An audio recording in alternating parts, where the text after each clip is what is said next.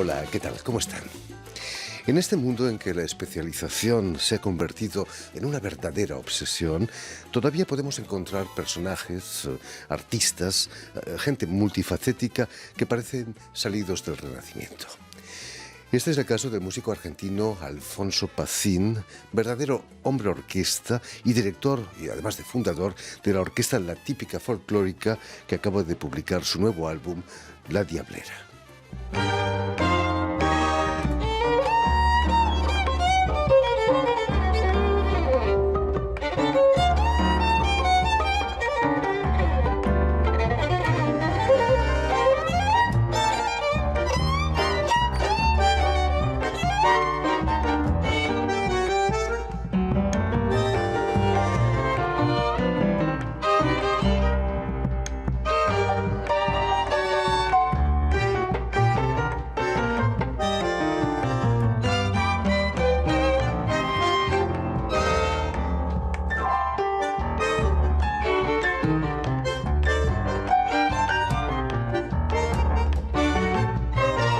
Precisamente para hablarnos de la Típica Folclórica y de su nuevo álbum, pero también de su trayectoria vital, Alfonso Pacín ha sido tan amable de venir hasta nuestros estudios. Muy buenas tardes, Alfonso. Muy buenas tardes y muchísimas gracias. No, sobre todo gracias por haber hecho el esfuerzo de venir hasta nosotros.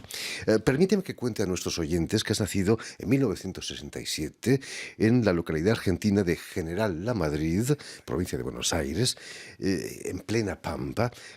¿Cómo nace allí en plena Pampa tu interés por la música? Bueno, vengo de una familia en la cual la música tenía un lugar central. Mi madre era pianista, una muy buena pianista. Y así que bueno, la música pobló mi infancia y todo el contexto familiar. En la Argentina la música es algo muy presente, la música popular. Así que paralelamente a esa relación con la música familiar estaba también todo el contexto popular y social, o sea que siempre estuve con algún instrumento en la mano. Imagino que en tu casa escuchabas mucha música clásica. En mi casa se escuchaba música clásica, era fundamentalmente eso, y fuera de mi casa toda otra música. Y siempre mi lucha fue de poner las dos cosas juntas de alguna manera. Bueno, va a ser en Buenos Aires donde vas a estudiar en el Conservatorio Superior Manuel de Falla. Vas a estudiar violín.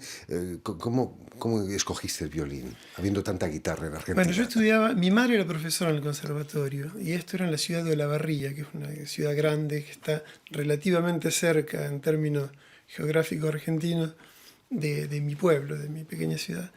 Y mi madre era profesora del conservatorio y entonces yo viajaba con ella y quise estudiar piano en un comienzo, pero la relación de profesor y alumno con mi madre era muy difícil.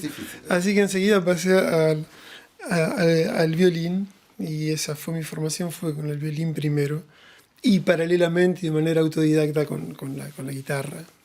Vas a tocar el violín en orquestas sinfónicas como la Juvenil General San Martín de Buenos Aires, fue, sí. O incluso en la Sinfónica de Olavarría. ¿Tan aburridos eran los ensayos que acabas interesándote más por el folclore que por la música clásica? No eran aburridos los ensayos, y era una actividad paralela, un trabajo paralelo que yo hacía. Tenía por ese lado siempre me gustó la música clásica, y siempre me gustó esa escritura, y es algo que me es familiar porque me formé ahí. Pero paralelamente la riqueza de nuestra música popular y la importancia y la vigencia que tenían en nuestra vida cotidiana, la manera en que esa música representaba nuestras inquietudes, nuestros intereses cuando éramos jóvenes y ahora todavía, hizo que yo me dedicara particularmente a eso, y me interesaba mucho, y de alguna manera también era una manera de alejarme del vientre materno, familiar, ¿no? claro, Sí. por supuesto. La guitarra y el charango, instrumentos que dominas, no tienen su sitio, ¿no?, en la orquesta sinfónica. No, no, O a no, veces claro. alguna obra, quizás, ¿no? No. Sí, quizás, pero no, mi relación con esos instrumentos siempre fue a través de la música que nosotros llamamos folclórica en Argentina, que es la música tradicional, y que tiene una relación con el universo rural y con las problemáticas de la ruralidad, digamos.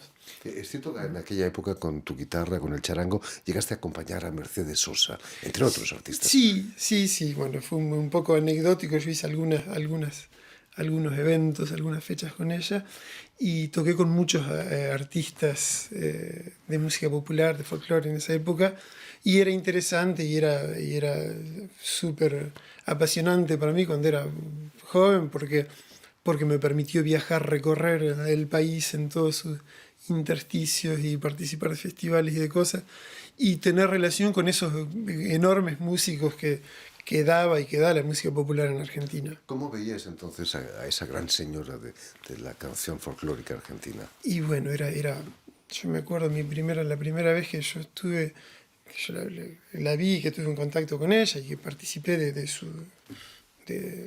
lo que ella hacía fue en el Festival de Cosquín, un gran festival, y, y era una voz, era su voz, era la voz, era como, estábamos haciendo la prueba de sonido y todavía no habíamos comenzado la prueba de sonido y yo escucho esa voz que cubre todo y digo, ah, ya empezaron. Y me doy vuelta y no, estaba cantando a capela, probando era algo que naturalmente salía, una. Y en el capítulo personal era alguien afable, alguien calurosa. Sí, lo era conmigo, no lo era siempre con todo el mundo. Estaba quizás ella en un momento de su vida también que tenía cambios de humor a veces, pero sí, sí, sí, y muy generosa en lo que a mí concierne. Fantástica. A mediados de los 90, y gracias a una beca, te vas a estudiar composición a Estados Unidos, a la Berklee College of Music en Boston. Así Imagino es. que fue una experiencia intensa, ¿no? Fue una experiencia muy intensa. No, para mí fue una experiencia que triple o doble o múltiple, porque era no solo la experiencia de hacer música y de aprender música en una institución que tiene una manera muy peculiar y muy particular de hacerlo, y donde el eje es justamente el enfoque de la música popular, sino porque fue salir del país, fue encontrarme con pares, con gente, de músicos de todo el mundo, y el encuentro con grandes personalidades de la música de otros medios, de otros contextos, y me sirvió para crecer humanamente mucho, aprender otras lenguas, aprender otra. Es ahí donde vas a cruzarte con Tito Puente, por ejemplo, y Exactamente. sobre todo con el gran violinista de jazz, Stefan Grappelli, ¿no? Sí.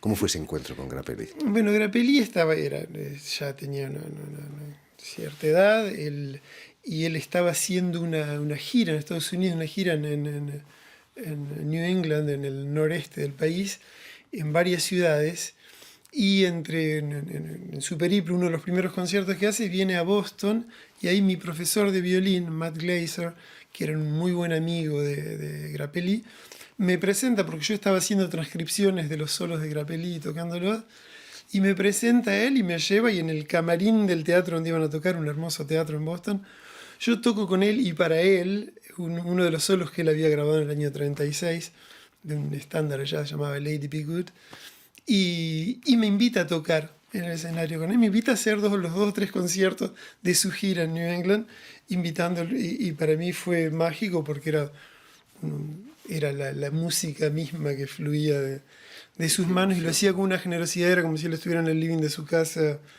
calmo, tranquilo, en pequeño formato, era guitarra, violín y contrabajo y nada más. Y Qué emoción. ¿No le tiemblan a uno las piernas en esos casos? sí, las piernas y todo. Pero Bueno, de la mano no. emoción, porque él era alguien que te hacía sentir muy confortable.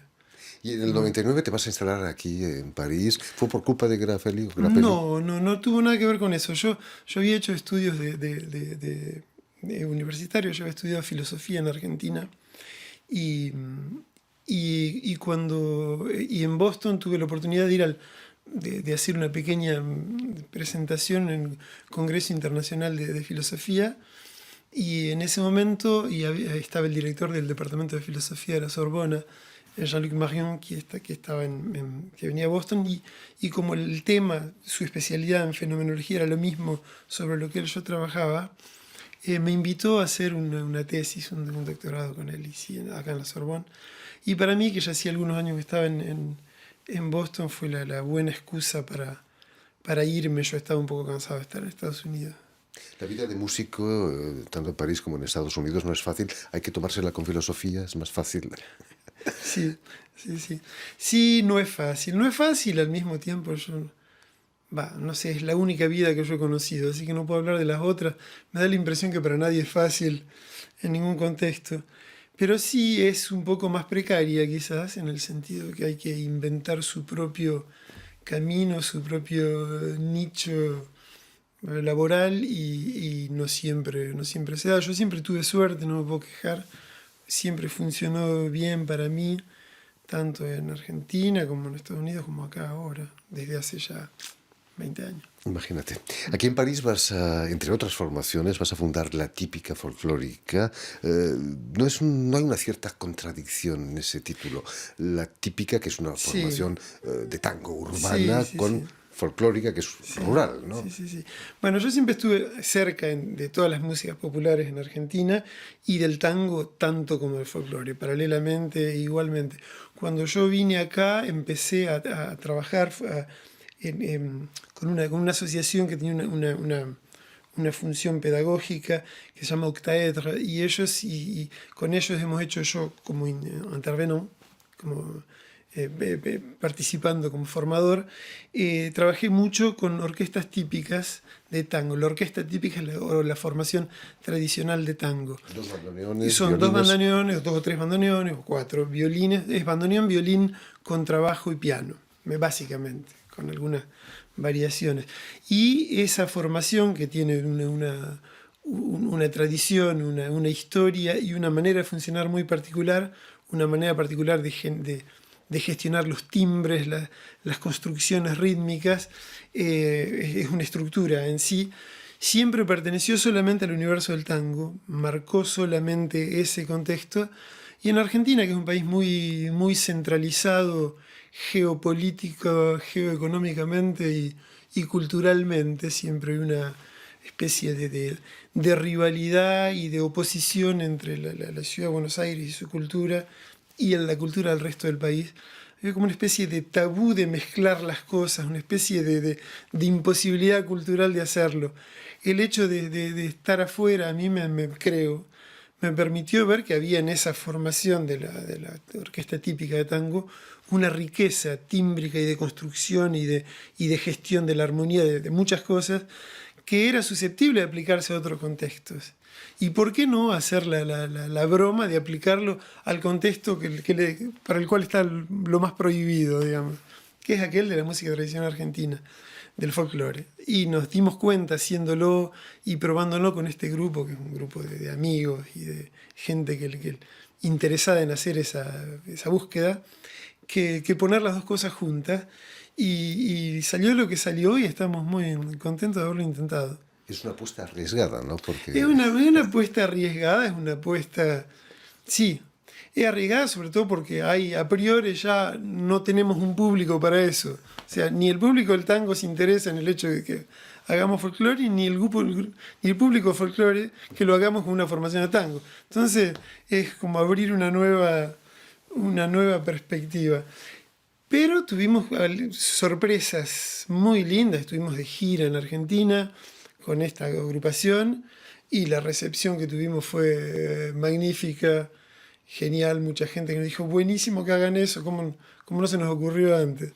Estábamos escuchando al principio del programa la versión de la comparsita, ¿no? Por ejemplo. Bueno, esta es una especie de broma que hicimos nosotros, que es una especie de broma. La anécdota de ese tema es que tocamos nosotros siempre en este lugar, en Montreuil, en el cual tocamos regularmente, la Marguería, que nos recibe con mucha generosidad y gracias a la cual hemos podido hacer muchas cosas y desarrollarnos. Y había gente que venía y que veía una orquesta típica, venía a escuchar eso y venían con los zapatos de danza y todo, y se dan cuenta que no encontraban cómo bailar esa música, no reconocían nada. Entonces nos dicen, toquen una que conozcamos todos. Yo digo, esta, por ejemplo, es la comparsita, pero la tocamos en ritmo folclórico. Tampoco pudieron bailar. Tampoco pudieron bailar, pero reconocían el tema, por lo menos. Y así nació y es una muestra de que se puede usar la misma, incluso las mismas temáticas del tango en otro contexto rítmico y que es rico en la formación da para eso, digamos. Por supuesto. Volviendo al álbum que acabáis de publicar, La Diablera, ¿qué es La Diablera, por cierto? Bueno, La Diablera es el nombre de este álbum que publicamos en Faubourg du Monde, es el label que nos publica y que lo hace muy generosamente y teniéndonos mucha confianza en esta apuesta tan particular. Pues La Diablera es el nombre de uno de los temas que está en el disco, es una samba, que se llama La Diablera porque habla, la letra que es excelente, es una samba de Hilda Herrera y de Nela Castro, el parolier, el poeta que escribe la letra, habla de un personaje muy importante en la región del noroeste argentino, que es el diablero. El diablero es aquel artesano que fabrica, que hace las máscaras del diablo para el carnaval. El carnaval, siendo un momento muy importante en la vida, en el cotidiano de esa gente, porque es el momento del año donde gente que vive en lugares muy aislados se encuentra y aparte el carnaval tiene una dimensión pagana que es muy, muy rica, muy interesante. Quizás no tengamos tiempo de hablar de eso, pero la máscara del diablo representa ese momento de liberación en el cual en el carnaval se desentierra el diablo, y el diablo es aquel que nos permite, es un diablo bueno en realidad, es aquel que nos permite sacarnos de encima el peso de la moral cristiana que tiene tantas prohibiciones y nos permite vivir un poco libremente. Y ese diablo significa la liberación, y el diablero es aquel que en la soledad de todo el año construye esas máscaras que van a permitir eso. Decía que no en vano en la España franquista, muy católica, prohibieron el carnaval. Terrible. La liberación fue volver de nuevo a los carnavales. En este disco encontramos títulos de Gustavo Leguizamón, Atahualpa Yupanqui. Hay un cierto ambiente de nostalgia, he creído, como en canciones como En la carta del perdiguero. Sí. ¿No? ¿Sientes esa nostalgia de la provincia? Sí. Bueno, la nostalgia es predominante en toda la cultura argentina, yo diría, no solo en el tango, donde es evidente, sino también en la música popular del resto del país. Y quizás en mi lectura de eso también, por la distancia, por el extrañar, no sé, es medio metafísico. Aparte de dirigir, componer, arreglar, también cantas las canciones aquí en este álbum, ¿no? Bueno, muestras esa nostalgia también en tu voz. Sí, canto algunas canciones, sobre todo porque no hay otro cantante en el grupo. Así que sí, lo que a mí me gusta es la escritura. Yo participo, yo toco un poco de percusión porque también no hay otro percusionista. Así que yo ocupo un poco los lugares que faltan en el grupo, que faltan llenar. Y sí, me gusta cantar. Igual, y la canción es algo muy importante en la música popular argentina.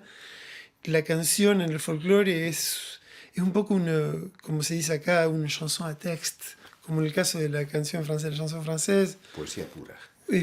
Sí, es un caso particular de poesía y música imbricados de una manera inescindible, digamos. Y ese es el caso de una gran parte del repertorio de la música popular, y me gusta cantarlo por eso. El disco lo habéis grabado en estudio, pero también en el Conservatorio de Gennevilliers. Sí, hicimos algunas tomas en el Conservatorio de Gennevilliers, que tiene un estudio y que graciosamente nos permitió hacerlo. Conservatorio en el que se fundó la primera cátedra de bandoneón de Francia. O sea, un conservatorio que tiene una relación particular con la música argentina, y fue un poco por la razón por la cual llegamos ahí, y también grabado un poco a droite à gauche, un poco por todos lados, porque era en pleno periodo del confinamiento. Por cierto, habéis Entonces, actuado ya en la Barberie después de muchos meses de confinamiento, de cierre, ¿no? ¿Cómo habéis vivido esos meses tan difíciles para los artistas? grabamos el disco y ensayamos a escondidas. Así que fue un poco así ese periodo. Yo paralelamente seguí con mis actividades pedagógicas y de dirección de grupos orquestales más grandes de los cuales yo me ocupo. Y eso me permitió continuar en la actividad, digamos. Imagino que fue un alivio, ¿no? Volver a actuar al escenario con público de verdad, de carne y Sí, hueso. sí, es absolutamente necesario. Toquemos madera, esperemos que la cosa pueda Sí, continuar. ojalá, sí. En fin, pues ya lo saben, tienen el disco, el nuevo álbum de la orquesta La Típica Folclórica que dirige Alfonso Pacín y que se llama La Diablera, que ha grabado con el label TAC, Faubourg du Monde, aquí en París.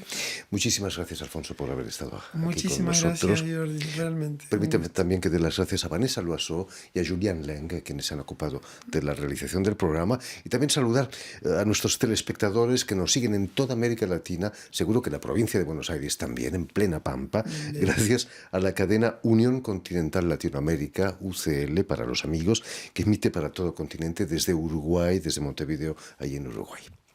Y a ustedes, muchísimas gracias por su atención y les damos cita para una nueva edición de El Invitado.